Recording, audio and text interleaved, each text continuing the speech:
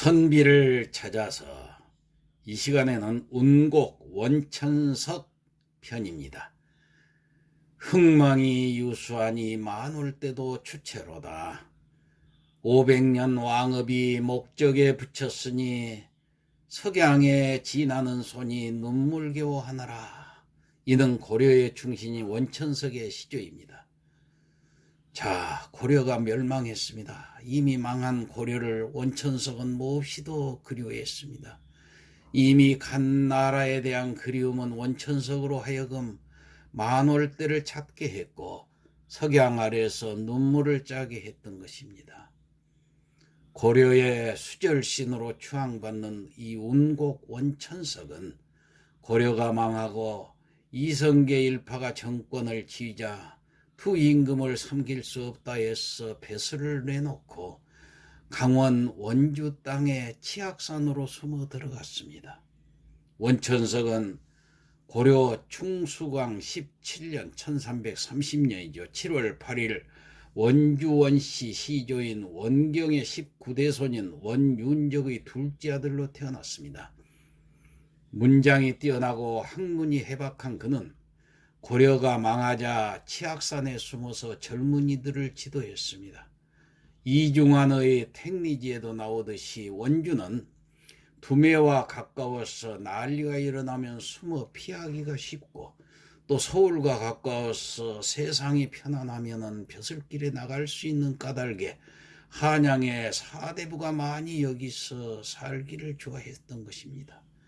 고려 말에 은곡 원천석이 원주 동쪽 저각산, 지금의 치악산을 얘기하죠. 저각산에 숨어서 살면서 여러 학생들을 가르쳤습니다. 이방원도 소년 시절에 원천석에게 가서 배웠고 18세 때에 고려조의 과거의 전체 7등의 장원 급제로 합격하였던 것입니다. 당시 변방의 장군이었던 이성계는 아들의 급제 소식에 가문의 위상을 세웠다고 칭송하면서 너무 기뻐서 눈물을 흘렸다는 기록도 전해주고 있습니다. 이 장원급제한 왕으로는 조선 태종이 유일하지요. 문무합장의 실력으로 이렇게 아버지를 도와서 고려조를 뒤엎는 데 결정적인 구실을 한 이방원은 고려 말 충신인 정몽주의 심중을 떠보기 위해서 이런들 어떠하리 저런들 어떠하리라는 그 하여가를 지을 정도로 문장력이 아주 뛰어났었는데 이것은 스승 원천석의 힘입음이 컸음을 말해주고 있습니다. 이방원은 임금이 된 후에 스승 원천석을 찾았으나 이미 심산유곡으로 떠나 있었죠. 임금이 되기 전에도 스승인 운곡을 늘 잊지 않았으나 왕이 오른 뒤에도 스승을 더욱 잊지 못했습니다. 그리고 스승에게 관직을 맡겨서 이 스승의 지혜와 해박한 경륜의 도움을 받고자 해서 이 조선의 사직을 잇는데 한 몫을 하려고도 했죠. 그러나 운곡은 단호히 이를 거절했습니다. 고려를 뒤엎은 새 왕조에 들어가서 영화를 누리느니 초야에 묻혀 조용히 지내고 싶어 했던 것입니다. 아니 고려조를 뒤엎는데 칼질을 서슴치 않은 제자 이방원과는 등지고 싶었던 것이죠. 치악산에 숨은 스승에게 여러 차례 벼슬을 권해도 받아주지 않자 태종 이방원은 스스로 스승을 만나러 원주로 내려갑니다. 자신으로서는 제자가 스승을 찾아뵙는 마음으로 내려가는 것이지만은 이 귀하신 임금의 신분으로 초야에 묻힌 촐로를 몸소 만나러 내려가는 것이죠. 그러나 이 소식을 들은 원천석은 미리 몸을 피해서 태종을 만나지 않습니다.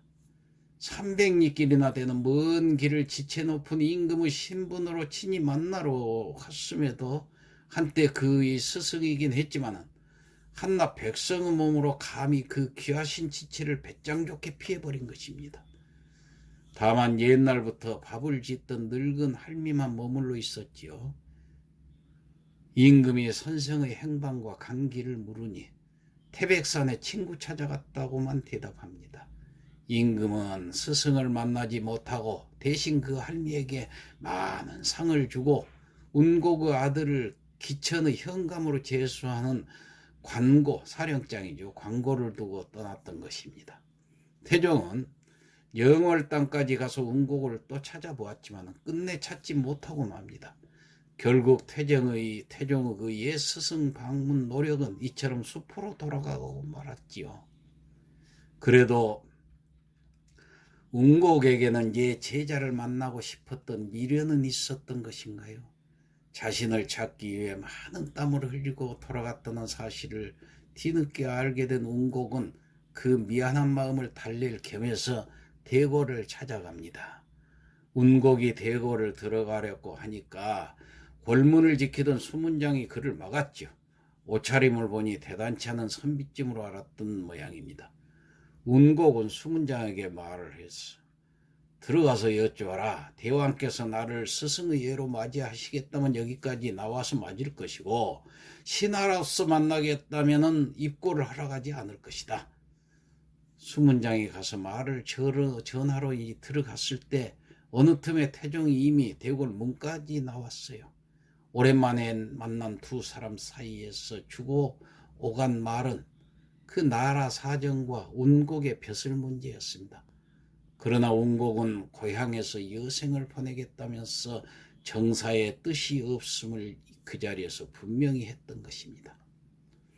태종이 운곡을 찾아든 이 치악산 일대에는 태종과 얽힌 땅 이름이 무척 많습니다.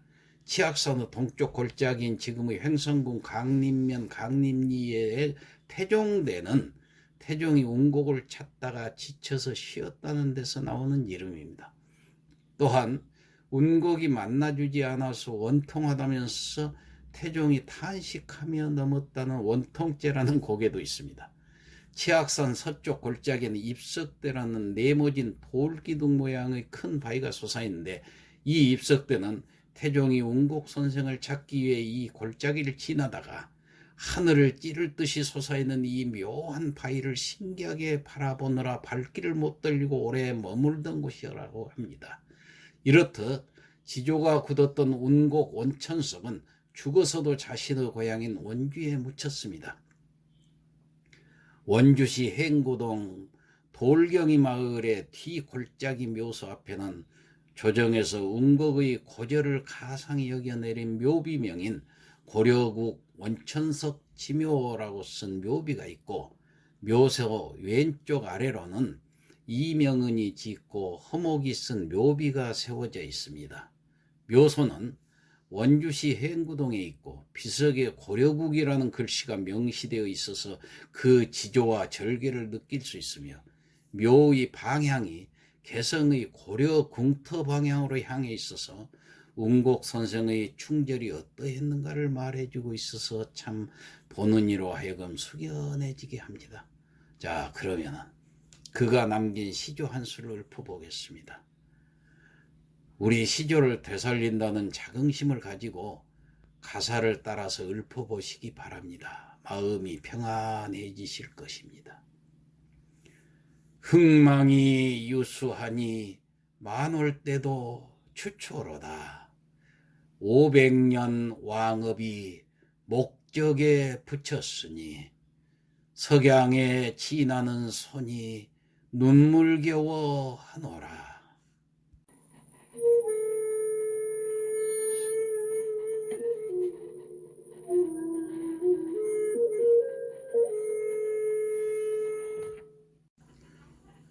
흥망이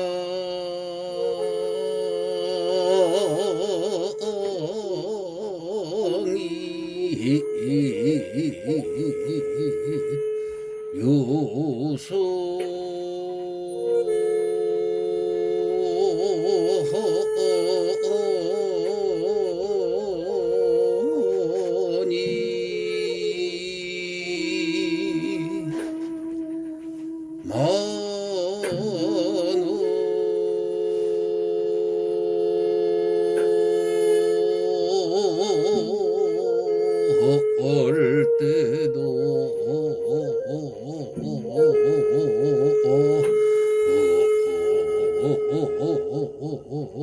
주초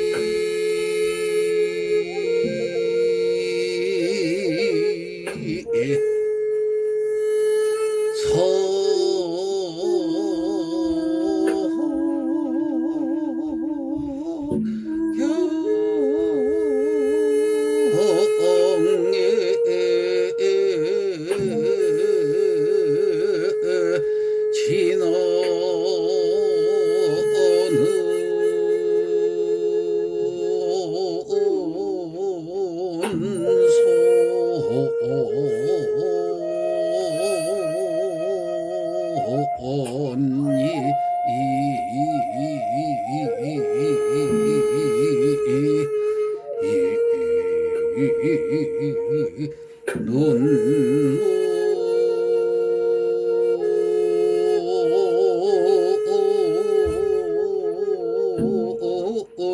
겨울